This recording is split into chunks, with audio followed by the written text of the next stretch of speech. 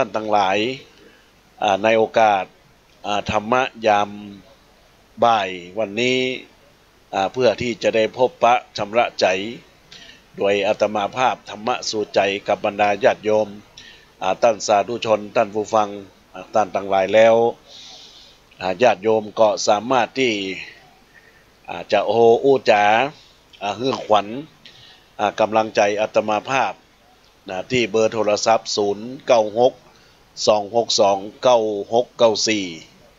096 262 9694ซึ่งเป็นเบอร์โทรศัพท์ของอาตมาภาพบรรดาญาติโยมก็สามารถที่จะโทรศัพท์เข้ามาอู้จ๋ากันในรายการธรรมะยามบ่ายของบ่ายพฤหัสในวันนี้ซึ่งอาตมาภาพพระครูปรัตน์กิติพงศ์กิติโสพโนผู้ช่วยเจ้าวาดวัดสันขยอมหรือพระอาจารย์แก่นเป็นผู้ดำเนินรายการอู้จ๋ากับบรรดาญาติโยมในช่วงบ่ายนี้ก็เป็นช่วงที่บรรดาญาติโยมกำลังพักผ่อนอิริยาบถก็ดีที่เฮาท่านทั้งหลายก็ถือว่าเป็นการพักรับพักงีบก็มาหมุนขึ้นมาที่ FM 104.50 เมกะเฮิรตซ์ขึ้นวัดไผ่หินอันเป็นขึ้นวิทยุเพื่อการศึกษาพระพุทธศาสนาและวัฒนธรรมก็มาพบปะกันอู้จาในญาติโยมท่านทั้งหลาย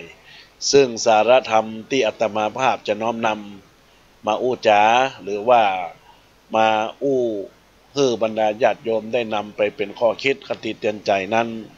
ก็เป็นหลักธรรมที่ได้ศึกษาเล่าเรียนรู้แล้วก็บรรดาญาติโยมก็นำไปคิดนำไปพิจารณาถึงความแท้จริงของการเป็นอยู่ของการเพื่อเกิดความสุขความเจริญในหน้าที่กิจการงานทุกสิ่งทุกอย่างของบรรดาญาติโยมท่านสาธุชนท่านผู้ฟังท่านทั้งหลายในช่วงนี้ก็เป็นช่วงเวลาอากาศก็เริ่มเย็นนะญาติโยมทั้งหลายพยายามรักษาสุขภาพรักษาการร่างกายให้มีความอบอุ่นโดยเฉพาะเวลานอนก็พยายามห่มผ้านุ่งเสื้อนุ่งผ้าก็ให้รักษาความอบอุ่นร่างกายอากาศตอนเช้าก็หนาวพอสมควรอากาศตอนกลางคืนนี่ก็ร้อนมีร้อนหน่อยเราญาติโยมทั้งหลายก็จะทำมือเฮานั้นบอกค่อยสบายแต่ใดแต่แล้วญาติโยมทั้งหลายสิ่งที่สำคัญนะในขณะนี้ก็มีผู้ที่ติดโควิด-19 หรือว่าโควิด-19 ไปทุกที่ทุกทางเข้ามาบ้านเฮาจังหวัดเชียงใหม่รู้สึกว่าจะไปแอวที่เซ็นทรัลเฟรชตลอดถึงไปที่สันติธรรมเดี๋ยวนี้ก็ไปพักรักษาอาการที่โรงพยาบาลนครพิงค์เชียงใหม่แล้วก็มีหลายผู้หลายท่านที่ได้ไปณสถานที่เพิ่นไปเป็นกลุ่มเสี่ยงเนี่ยก็ประมาณ200พยายามเนี่ยญาติโยมทั้งหลายจะไปให้ได้กาดตกแอลกอฮอล์พยายามก่อล้างตัวในญาติโยมทั้งหลายตอนนี้โรคมันมาแล้วถึงแม้ว่าอากาศบ้านเฮาเมื่อวันมันร้อนก็จริงนะญาติโยมแต่ว่าโควิด19หรือว่าโควิด-19 นี้มันชอบเย็นนะญาติโยมนะเพราะฉะนั้นแล้วบรรดาญาติโยมก็เตือนสติกันนะญาติโยมที่มีความป้องกันความปลอดภัยในทุกสิ่งทุกอย่างที่จะเกิดขึ้นในจิตในใจของมุขศรัทธาญาติโยมท่านสาธุชนท่านผู้ฟังท่านทั้งหลายในญาติโยมในโอกาสนี้อาตมาภาพก็จะได้มีประเด็นธรรมะมาอู้จากับบรรดาญาติโยมท่านสาธุชนว่าชีวิตของคนเฮาท่านทั้งหลายเมื่อคนเฮาเนี่ยชีวิตของคนเฮาทุกคนสิ่งที่เลือกและต้องการก็คือบ่มีใครที่จะปรารถนาความทุกข์ยากลำบากในชีวิตนะสิ่งที่ทุกชีวิตปรารถนาเลือกก็คือความต้องการก็คือความสุขอันเป็นนิรันดร์คือการพ้นจากทุกข์ที่เกิดจากการเวียนว่ายตายเกิดในวัฏสงสารแต่เมื่อยังบ่ถึงเวลาแล้วเฮาท่านทั้งหลายก็ปรารถนาที่จะมีความสุขในการดำเนินชีวิตในปัจจุบัน เพราะฉะนั้นญาติโยมท่านทั้งหลายวันนี้อาตมาภาพจะหยิบยกในคำสำคัญคือบอกว่าทำอย่างใดหรือว่าทำอย่างไรนะจึงจะมีความสุขในยุคปัจจุบันบรรดาญาติโยมท่านสาธุชนทั้งหลายความสุขในยุคปัจจุบันที่เราจะอู้จากันนี้เป็นความสุขจะได้ญาติโยมทั้งหลายการที่สังคมของคนเฮาและชีวิตของคนเฮาเนี่ยจะมีความสุขและมีความสงบสุขได้นั้นในหลักทางพระพุทธศาสนาเพื่อนบอกว่าต้องอยู่ร่วมกันแบบสันติสุขคือความบ่เบียดเบียนกันซึ่งกันและกันเพราะมีศีลธรรมประจำใจดังที่อาตมาภาพได้เคยอู้อยู่ตลอดเวลาอู้อยู่เสมอในการออกรายการทุกครั้งเกี่ยวกับเรื่องของศีลธรรมนำสุขทุกสมัยเฮาเป็นไทยเพราะมีธรรมประจำชาติหากไร้ศีลสิ้นธรรมต่ำอำนาจประเทศชาติจะอยู่ได้อย่างไรกันบรรดาญาติโยมท่านสาธุชนท่านผู้ฟังท่านทั้งหลายในโอกาสนี้เมื่อศีลนั้นเป็นเบื้องต้นเป็นที่ตั้งเป็นแม่โบสถ์เป็นแม่แบบเป็นประมุขและเป็นประธานของคุณงามความดีตั้งหลายตั้งปวงดังที่พุทธศาสสุภาษิตที่เปิ้นกล่าวว่าอาทิสีลังปฏิฐาจะกัลยาณัจจะมาตุกังปะมุขังสัพพธรรมานังตัสมาสีลังวิโสทะเยแปลใจความว่าศีลเป็นที่เบื้องต้นเป็นมารดาของกัลยาณธรรมทั้งหลายเป็นประมุขแห่งธรรมทั้งปวงเพราะฉะนั้นนรชนควรชำระศีลให้บริสุทธิ์ตอนนี้บรรดาญาติโยมก็ขออนุโมทนาขอบคุณกับบุญราชศรัทธาญาติโยมที่ได้โทรศัพท์เข้ามาอู้จากันในรายการธรรมะยามบ่ายได้ข้อความมาในส่วนของธรรมะที่เกี่ยวข้องว่าน้อมกราบอนุโมทนาด้วยเจ้าสาธุจากคุณอัมพรอาสากิจเนอะญาติโยมท่านสาธุชนท่านทั้งหลายได้ข้อความมาในFacebook ของอาตมาแล้วก็ยังมีบรรดาญาติโยมท่านสาธุชนท่านผู้ฟังท่านทั้งหลายที่ได้โทรศัพท์เข้ามาอู้จากันได้อู้จากันไปเนอะญาติโยมที่เบอร์โทรศัพท์0962629694 0962629694ก็อนุโมทนาขอบคุณเนอะโยมเนอะบรรดาญาติโยมท่านสาธุชนท่านทั้งหลายเพราะฉะนั้นชีวิตและสังคมจะเป็นสุขต้องอยู่ร่วมกันด้วยไมตรีต้องยินดีในสิทธิของตนต้องบ่สับสนในการประเวณีเป่งวจีโดยศีลสัตย์และก็เข่งครัดในความบ่ประมาทนี่ก็คือทอดความมาจากศีลห้าและศีลห้านั้นเป็นหลักประกันความมั่นคงบอกว่าความปลอดภัยมีศีลข้อที่หนึ่งก็คือจะมีชีวิตทุกชีวิตที่ปลอดภัยมีศีลข้อที่สองก็จะทำให้ทรัพย์สินปลอดภัยมีศีลข้อที่สามแล้วก็จะมีทำให้ครอบครัวของเขานั้นมีความปลอดภัยมีศีลข้อที่สี่ก็จะนำเขาไปมีเกียรติยศมีศักดิ์มีศรีแล้วก็มีความปลอดภัยบ่ถูกเหยียดย่ำในญาติโยมท่านสาธุชนท่านทั้งหลายแล้วก็ศีลข้อห้าก็จะทำให้เขานั้นมีสติสัมปชัญญะและสุขภาพปลอดภัยเมื่อเขามีศีลแล้วความมั่นคงของตัวเขาครอบครัวรวมถึงประเทศชาติจะเกิดขึ้นสันติสุขและสันติภาพก็จะบังเกิดขึ้นแต่ถ้าขาดศีลธรรมประจำโลกที่จะวุ่นวายเหตุนี้ทางพระพุทธศาสนาองค์พระสัมมาสัมพุทธเจ้าก็ได้แสดงหลักธรรมอันเป็นหัวใจของพระพุทธศาสนาสามประการ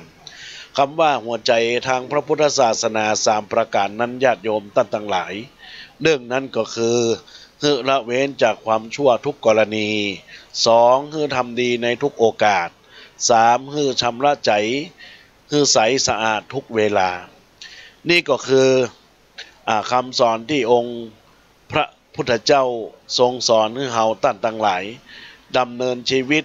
พิชิตความสุขโดยเฉพาะที่บอกว่า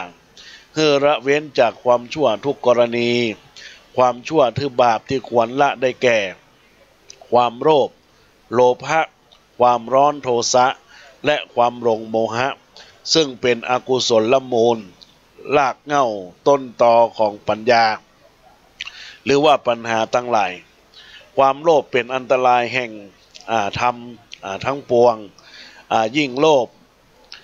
มากเท่าไรก็ยิ่งเลวมากเท่านั้น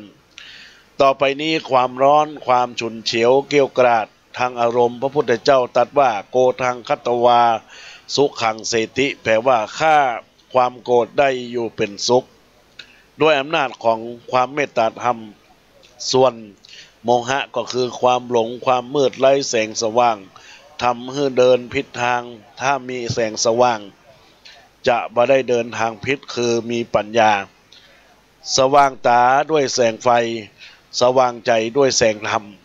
หมอนมีไว้สำหรับหนุนศีรษะธรรมะก็มีไว้สำหรับหนุนใจนี่แหละบรรดาญาติโยมท่านสาธุชนทั้งหลายเมื่อมีหมอนหนุนศีรษะก็บ่ตกมีธรรมหนุนใจก็บ่ตกเช่นเดียวกันนี่แหละท่านสาธุชนท่านผู้ฟังทั้งหลายเมื่อ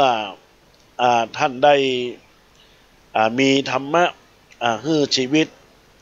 ก็เพื่อที่จะจุดมุ่งหมายมีความสำคัญบอกว่าทำดีทุกโอกาสก็กล่าวคือทำดีทางกายวาจาและจิตใจดีทางกายบ่ทำร้ายบ่ลักขโมยบ่ประพฤติผิดในกามดีทางวาจาพูดอ่อนหวานพูดประสานสามัคคีพูดให้มีสาระดีทางใจบ่คิดโลภบ่คิดให้บ่คิดอิจฉาริษยาใครเมื่อเฮาท่านทั้งหลายญาติโยมทั้งหลายมองโลกด้านดีมีผลเห็นคนที่ดีมีค่าปลุกใจให้เกิดศรัทธาตั้งหน้าทำดีมีกุลมองโลกด้านให้ไก่กับใจรับและเลี้ยงเขื่อนขุนเหนื่อยนายเลิกร้างทางบุญชีพวุ่นวายแท้แน่เอ่ยบรรดาญาติโยมท่านสาธุชนท่านทั้งหลายเมื่อใจดีก็จะมองโลกในแง่ดีแต่ถ้ามีใจอิจฉาริษยาก็จะมองโลกในแง่ลบมองคนในแง่ร้ายใจก็บ่สะอาดเพราะฉะนั้นท่านทั้งหลายมีศีลธรรมประจำใจแล้วอยู่ที่ไหนก็เป็นสุขนั่งนอนก็เป็นสุขแต่ถ้าบ่มีศีลธรรมประจำใจอยู่ก็ฮ้อนแล้วก็นอนก็ทุกข์สังคมก็ระซับระสายบ่อยู่รวมกันฉันมิตรบ่ฮักกันเหมือนพี่เหมือนน้องบ่ปองดองกับเสมอญาติอยู่กันด้วยความหวาดระแวงท่านทั้งหลายคงเคยได้ยินเรื่องของบันได3ขั้นบันได3ขั้นนั้นก็คือบันดาลสุขคำกล่าวว่าอยากสวยก็คือรักษาศีลอยากมีกินก็คือทานอยากไปนิพพานก็คือปฏิบัติวิปัสสนาสิ่งนี้แหละญาติโยมท่านสาธุชนท่านทั้งหลายเมื่อเฮามีทานศีลภาวนาหากกล่าวถึงระดับสูงขึ้นไปที่จะทำให้ชีวิตของเฮามีความสะอาดสงบและสว่างโดยนักปฏิบัติธรรมต้องมีความสะอาดด้วยศีลสงบด้วยสติสมาธิและสว่างด้วยปัญญาซึ่งหมายถึงไตรสิกขาคือศีลสมาธิและปัญญาบรรดาญาติโยมท่านสาธุชนท่านทั้งหลายซึ่งในโอกาสกาลบัดนี้นั้นที่บรรดาญาติโยมท่านสาธุชนได้รับฟังรายการธรรมะยามบ่ายกับอาตมาภาพพระครูปรัตน์กิติพงศ์กิติโสพโนหรือพระอาจารย์แก่นอยู่ในขณะนี้ก็ได้พูดจาในเรื่องของการรักษาศีลเมตตาภาวนาเป็นสิ่งสำคัญในชีวิตของท่านทั้งหลายเมื่อสรุปกายวาจาศีลลูกสุขใจล้ำใจมีธรรมะสุขล้นหรือว่าถ้ามีทั้งศีลและธรรมก็จะมีความล้ำเลิศต่อกันบรรดาญาติโยมท่านสาธุชนท่านทั้งหลายเมื่อคนเฮาเนี่ยบอกว่าพิษคือดีก็คือปาก ใจให้มากก็คือสมองกรองให้ดีก็คือหูและยกให้สูงก็คือใจ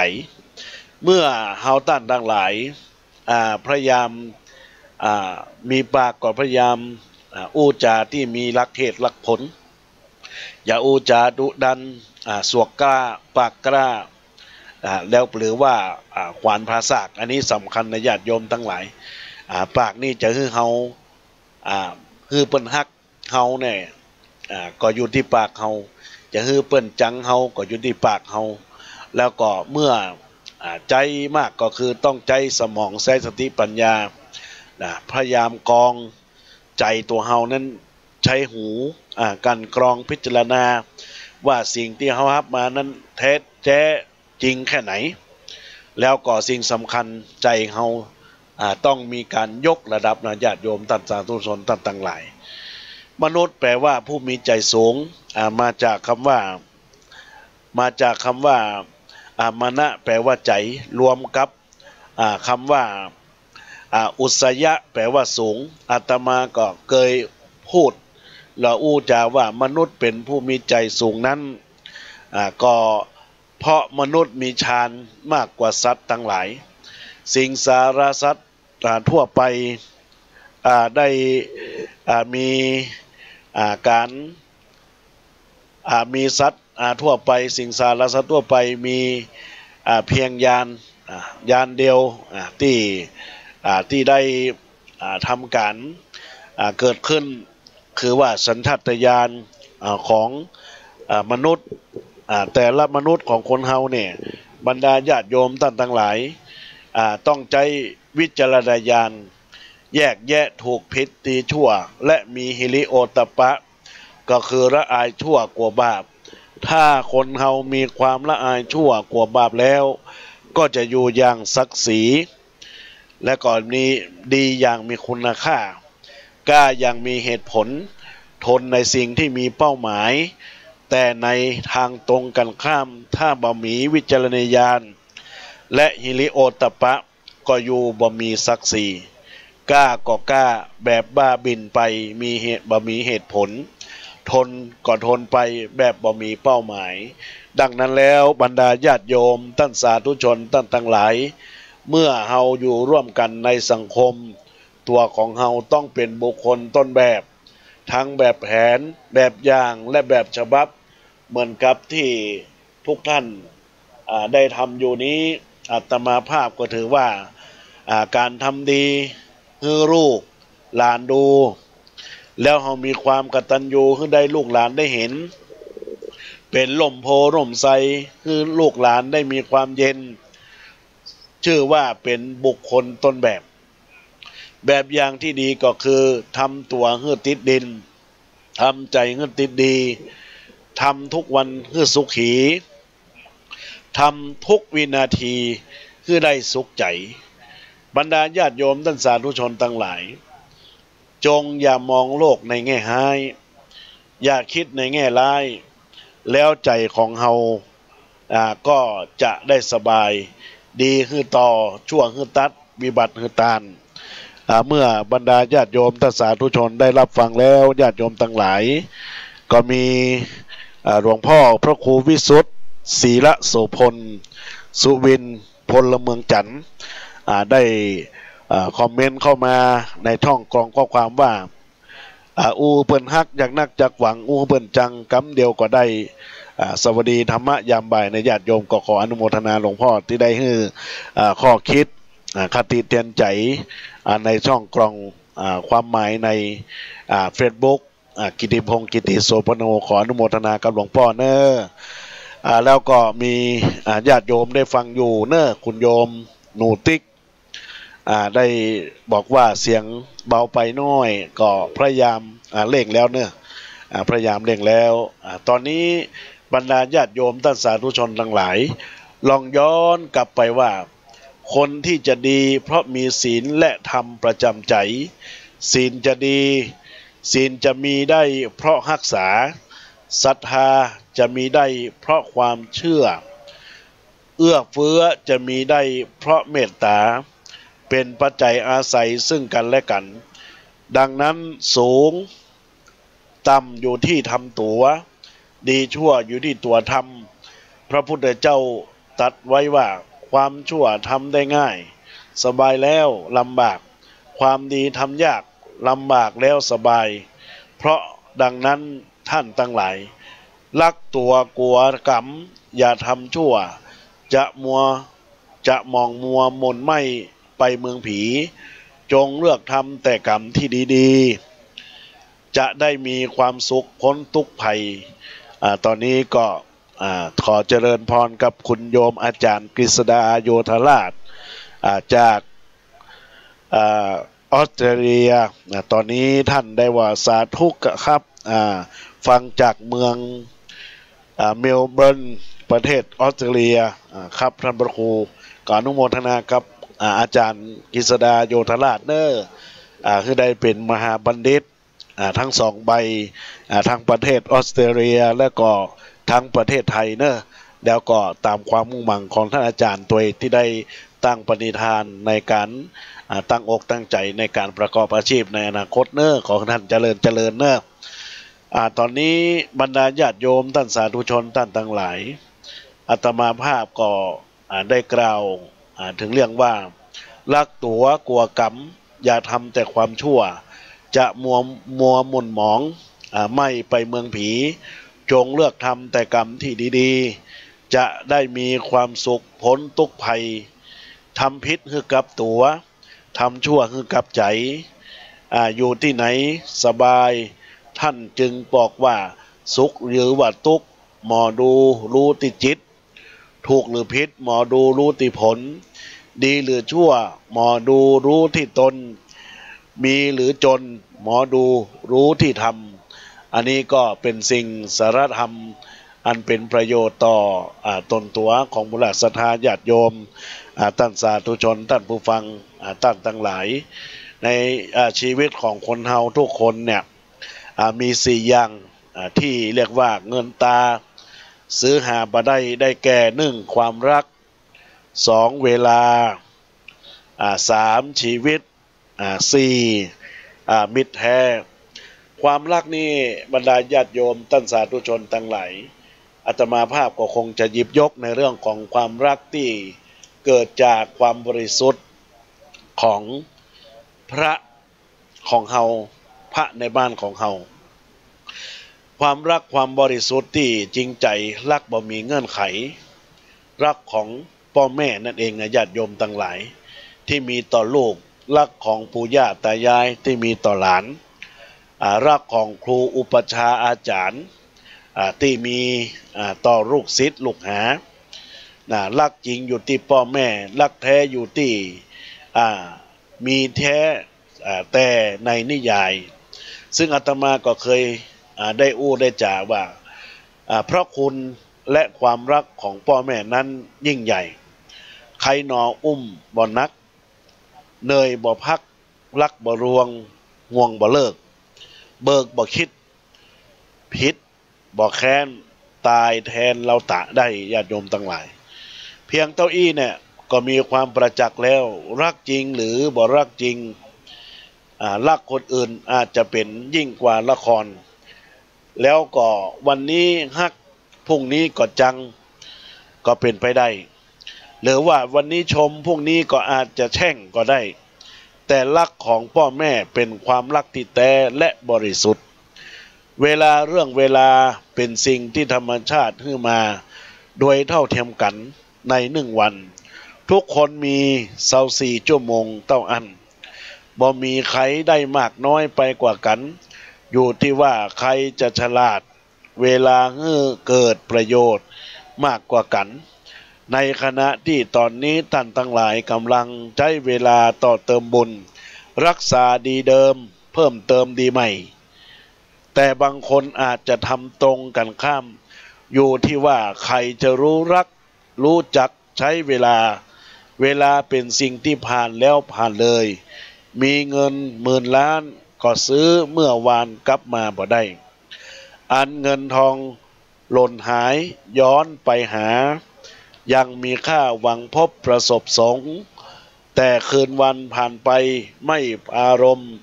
จะนิยมย้อนหลัง อย่าหวังคนโบราณเพิ่นได้กล่าวไว้ว่าเวลาและวาลีมิได้มีจะคอยใครรถเมล์และรถไฟย่อมเล่นไปตามเวลาโอเอและอึดอาดมักจะพลาดปรารถนาพลาดแล้วจะโศกาอนิจจาเราช้าไปพระพุทธเจ้าจึงตัดเตือนอยู่เสมอว่าอย่าปล่อยกาลเวลาให้ล่วงไปโดยเปล่าประโยชน์อาตมาจะขอให้บรรดาญาติโยมท่านสาธุชนท่านผู้ฟังท่านทั้งหลายได้ลองย้อนคิดพิจารณาว่าสิ่งทั้งหลายให้ลองนึกดูว่าเวลาเนี่ยมีค่าจะใดถ้าอยากรู้ว่าเวลา10 ปีมีค่าขนาดไหนคือถามกู้แต่งงานที่พึ่งยาร้างกันใหม่ๆถ้าอยากรู้ว่าเวลา4 ปีมีค่าขนาดไหนคือถามนักศึกษานิสิตที่เพิ่งรับปริญญามาใหม่ๆถ้าอยากรู้ว่าเวลา1 ปีมีค่าขนาดไหนก็คือถามนักเรียนที่สอบตกถ้าอยากรู้ว่าเวลา9 เดือนมีค่าขนาดไหนก็คือถามคุณแม่ที่เพิ่งคลอดลูกใหม่ๆถ้าอยากรู้ว่าเวลา1 อาทิตย์มีค่าขนาดไหนคือถามบรรณาธิการหนังสือพิมพ์รายสัปดาห์ถ้าอยากรู้ว่าเวลา1 ชั่วโมงมีค่าขนาดไหนก็คือถามคนที่พลาดรถไฟไปรถประจำทางที่ตกเครื่องบินถ้าอยากรู้1 วินาทีมีค่าขนาดไหนคือไปถามคนที่รอดตายจากอุบัติเหตุอย่างวุดวิดถ้าอยากรู้ว่า1 เสี้ยววินาทีมีค่าขนาดไหนคือถามนักกีฬาโอลิมปิกที่ได้เหรียญเงินบ่ได้เหรียญทองถ้าอยากรู้ว่ามิตรภาพมีค่าขนาดไหนคือถามคนที่เพิ่งสูญเสียเพื่อนฮักไปใหม่ๆนี่ก็คือค่าของเวลาคราวนี้บางคนเสียใจในตอนที่พิษคิดได้ในตอนที่สายคิดถึงตอนที่เสียดายเสียใจไปเสียดายในตอนที่จากลาเพื่อโง่ในตอนที่โกรธขอโทษในตอนที่จ้ารู้ตัวในตอนหมดเวลาเห็นค่าในตอนที่จากไปเหล่านี้เนี่ยเรียกว่ามันสายไปชีวิตเป็นสิ่งที่มีคุณค่าที่สุดถ้าบ่ทนุถนอมก็ลำบากมีเงินทองกองล้นเต้าภูเขาจะซื้อเอาชีวิตไว้ก็ไร้ผลอันความตายหมายทั่วทุกตัวตนติดสินบนเท่าใดชีพไม่คืนชีวิตก็อนิจจังบ่มีใครรู้ว่าจะอยู่ได้เนิ่นนานเพียงใดชีวิตชั้นหรือยาวใครเล่ารู้โรคาพาธอาจโจมจูใครรู้ได้อีกเวลาที่จิตปิดจากกายที่นอนตายมิหมายรู้ทุกผู้แลก่อนอีกบทหนึ่งที่แสดงความเป็นอนิจจังของชีวิตก็คือเมื่อเช้ายังเห็นหน้าพอสายมาเสียชีวิตตอนบ่ายยังใกล้ชิดเย็นลงนิดมรณาหัวค่ำยังเห็นอยู่พอเช้าตู่ชิ้นชีวาเมื่อครู่ดูหน้าพอรับตาตายเสียแล้วนี่แหละบรรดาญาติโยมท่านสาธุชนท่านผู้ฟังท่านทั้งหลายมิตรแท้มิตรที่เกิดจากความสำคัญนักปราชญ์ทั้งหนึ่งได้กล่าวได้ว่าคนเฮามีมิตร100 คนก็น้อยไปแต่มีศัตรูมีคนเดียวก็มากไปเพราะฉะนั้นท่านจึงบอกว่ามีเพื่อนแท้มีเพื่อนดีเพียงหนึ่งที่พึ่งได้ดีกว่าเพื่อนมากมายที่อิจฉามีมิตรดีเพียงหนึ่งที่เมตตาดีกว่ามิตรร่วมเมหาแต่แรงน้ำใจมิตรแท้นั้นจะหวังความเราจากเพียงอย่างเดียวเท่านั้นก็คือหวังดีคอยเตือนยามเพื่อนพลั้งคอยฟังยามเพื่อนขอ คอยรอยามเพื่อนสายคอยพายยามเพื่อนพักคอยทักยามเพื่อนทุกข์คอยปลุกยามเพื่อนท้อ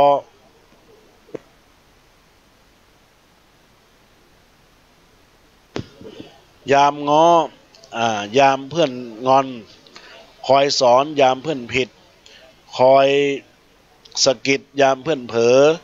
คอยเจอยามเพื่อนหายามเจ็บไข้จะรู้ได้ว่าใครรักยามทุกข์หนักจะรู้ได้ใครสงสารยามยากย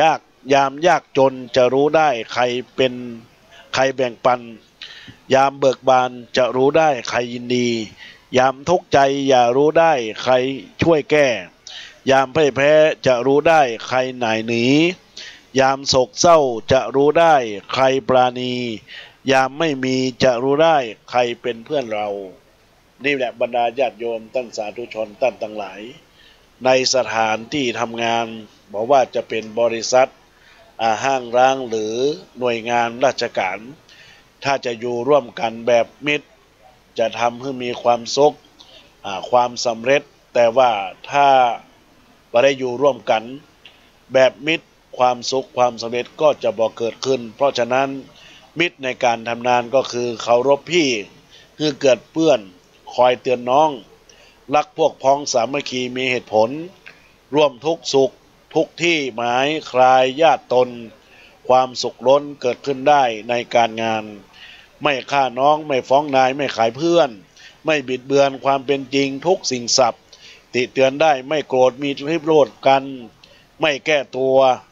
โดยเห็นโดยทันไปโทษใครอันนี้แหละบรรดาญาติโยมท่านสาธุชนท่านผู้ฟังท่านทั้งหลายที่กำลังรับฟังรายการ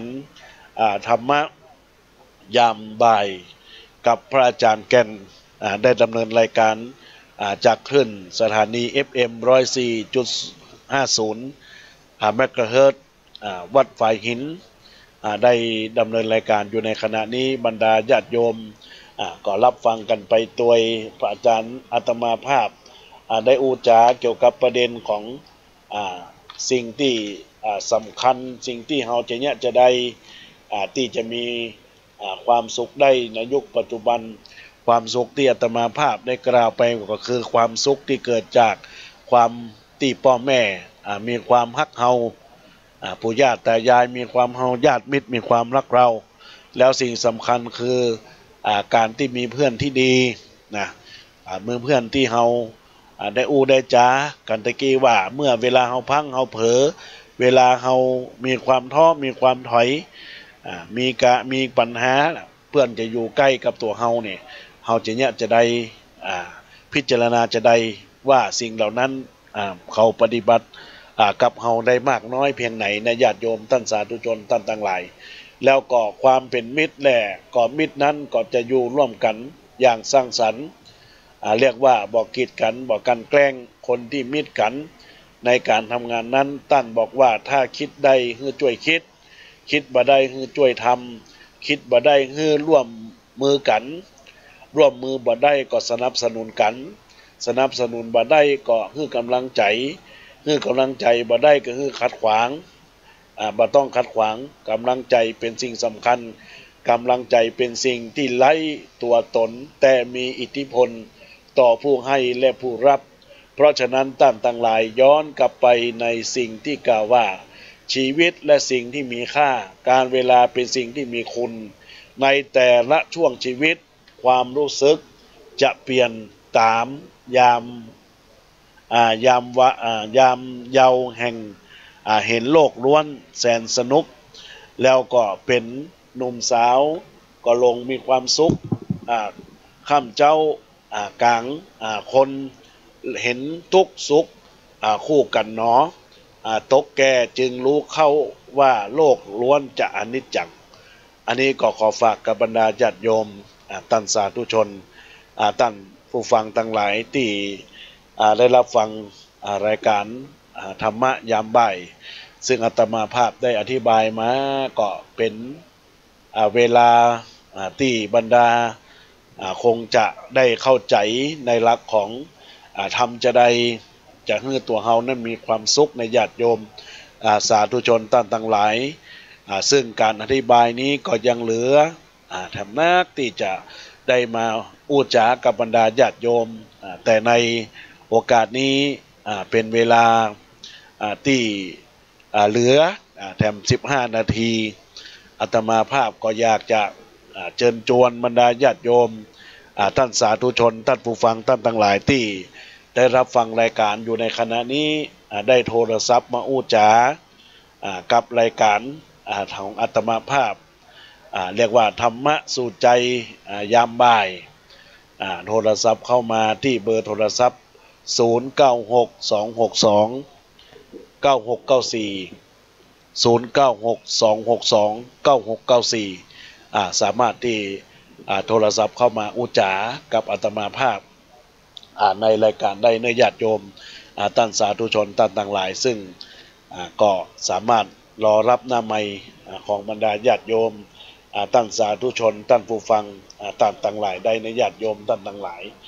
ซึ่งในกาละวันนี้ก็เป็นวันพฤหัสบดีที่บรรดาญาติโยมก็อาจจะเป็นห่วงเวลาที่ทำงานทำการได้รับฟังธรรมะแล้วสิ่งที่สะท้อนย้อนกลับไปกับตนตัวมูลศรัทธาญาติโยมเป็นจะได้ก็สามารถที่บรรดาญาติโยมโทรศัพท์มาอู้จาให้ขวัญกำลังใจต่อตนตัวอัตมาภาพพระครูปรัตกิติพงศ์กิติโสพโนผู้ช่วยเจ้าวาดวัดสันขยอมหรือพระอาจารย์แก่นที่สายหน้าไมค์เบอร์โทรศัพท์0962629694ก็สามารถที่โทรศัพท์มาในรายการได้ในญาติโยมสาธุชนต่างหลายซึ่งบรรดาญาติโยมก็รับฟังได้หลายทิศหลายทางนะก็โทรศัพท์เข้ามาอุจจากันได้ในรายการธรรมะยามบ่ายในตอนนี้ในญาติโยมที่ยังมีเวลาเหลืออยู่นี้อุจจากับบรรดาญาติโยมสาธุชนต่างหลายซึ่งในช่องทางของมูลศรัทธาญาติโยมสาธุชนต่างหลายที่ได้รับฟังใน Facebook ของกิตติพงศ์กิติโสพโนหรือว่าเพจธรรมะสู่ใจบรรดาก็สามารถรับฟังใน Facebook ได้แล้วก็ยังสามารถที่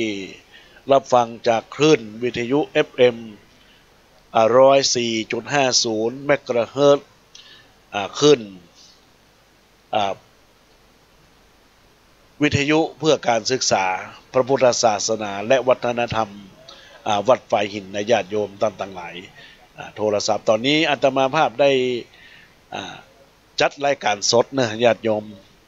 ยมก็โทรศัพท์เข้ามาเพราะบางครั้งบางคราวอาจจะมีพระเจ้าประสงค์เพิ่นอัดเสียงไว้นะแล้วก็บ่ได้ออกรายการเหมือนดังอาตมาภาพต่อการสดตอนนี้ญาติโยมก็โทรศัพท์อู้จากับอาตมาภาพได้ในญาติโยมที่เบอร์โทรศัพท์0962629694อันนี้ก็เป็นเบอร์ของโทรศัพท์ของหน้าไมค์ของอาตมาภาพเนื้อญาติโยมท่านสาธุชนท่านทั้งหลายบรรดาญาติโยมท่านสาธุชนท่านทั้งหลายซึ่งก็รายการห่วงสุดท้ายของรายการนี้อาตมาภาพก็จะหยิบยกรายการม่วนงานสันเล่าภูมิปัญญาล้านนาอู้จากันได้ล้านนาไทยเขามีความเจริญญาติโยมท่านทั้งหลายล้านนาไทยเขามีความเจริญก็จะหยิบยกเอาการแต่งข้าวห้ำมาอู้จากับบรรดาญาติโยมท่านสาธุชนท่านทั้งหลายตอนนี้ก็มีโทรศัพท์เข้ามาเน้อญาติโยมทั้งหลายเจริญพรเจ้าวัดสาเจ้าจากไหนฮะเจ้าเป็นกำลังใจเนื้อท่านเจ้าได้ยินพักเสือมาได้ยินแต่วันเนี้ยเจ้าออกวันพฤหัสบ่ายโมงถึง2 โมงแต่สัปดาห์ที่แล้วเปิ้นจัดรายการสดครับจัดเปิ้นไลฟ์สดที่ดอนจันทร์วัดดอนจันทร์อาตมาภาพก็บ่ได้จัดสกรรม แม่อยู่ไหนอ๋ออยู่บ้านปงหลังมอไม่ดูเจ้าอ๋อปันปงหลังมอไม่โจนอเจ้าครับอันส่วนมากก็ตอนวันศุกร์วันพุธก็จะเป็นขึ้น96ฮะอ๋อ96สามโมงเวลาเนี่ยค่ะเจ้า3 โมงถึง4 โมงอ๋อครับเจ้าได้มีโอกาสเจ้าทางท่านหลวงพ่อพระครูสมุวิชุวัฒน์เนาะวัดไฟหินก็ได้โอกาสได้มาออกรายการของวันพฤหัสคืนนี้แล้วก็คืนวันพรุ่งนี้ก็เป็น FM 96ของวัดครูบายังกวงเนาะจากเจ้าครับหลายสถานเนาะใจอันมีโอกาสก็ได้รับโอกาสพอดีว่าจะได้อนุโมทนางานตัวแม่พอดีมีงานที่วัดก็มีงานที่หลวงพ่อได้มรณภาพตัวเองจะได้ประชาสัมพันธ์งานตลอดไปเนี้ยจนถึงพระราชทานเพลิงศพนะฮะครับรับฟังเสียงคลื่นเป็นไดพ้องโอ้อันใส่แกมใส่ดีใส่เจ้าแล้วก่อนธรรมะสาระเป็นไดพ้องฮะโอ้เป็นมันเป็นขั้นดีสอนใจนะเจ้าจ้าโอ้ดีมากเอาไว้สอนลูกสอนหลานจ้าเป็นเรื่องของพ่อของแม่ปู่ย่าตายายญาติพี่น้องเนาะแล้วตลอดถึงเรื่องการคบเพื่อนฝูงเนาะนะก็ไปสอนลูกสอนหลานนะแม่เนอะอันนี้แม่อย่างก็แม่สีนวลเจ้าแม่สีนวลเนาะก็อนุโมทนากับแม่สีนวลเนอะบันโปงจ้าเจริญพรเนอะเจริญพรเจ้าก็ต้องขอเจริญพรกับคุณแม่สีนวลบ้านโป่งหลังมอเมโจได้โทรศัพท์เข้ามาในรายการธรรมะ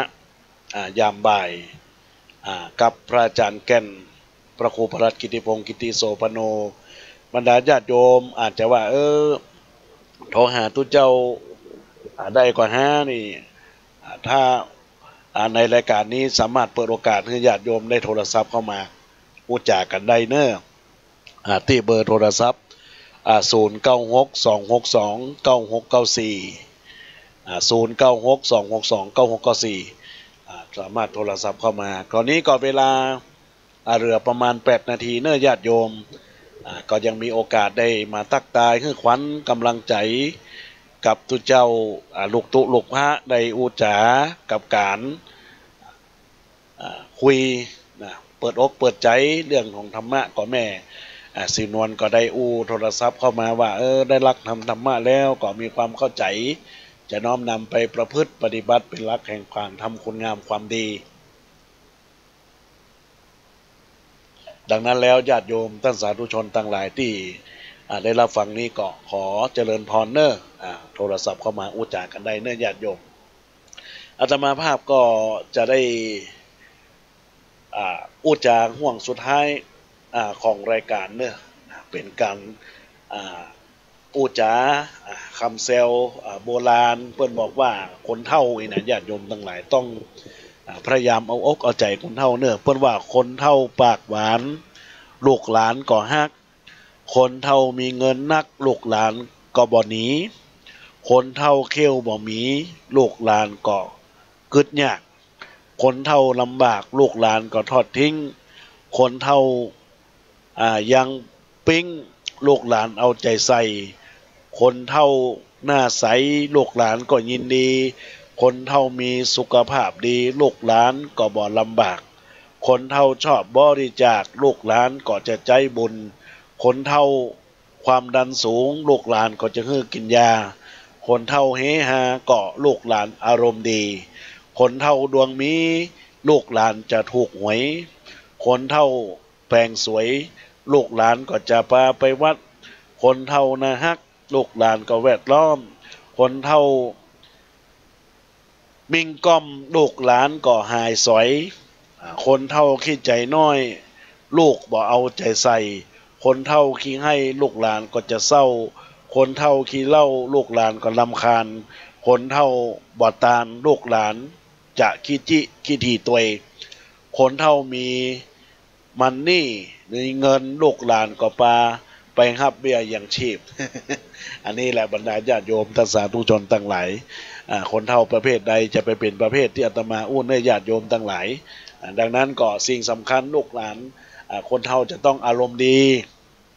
ลูกหลานก็จะฮักคนเฒ่าที่มีอารมณ์เฮฮาลูกหลานก็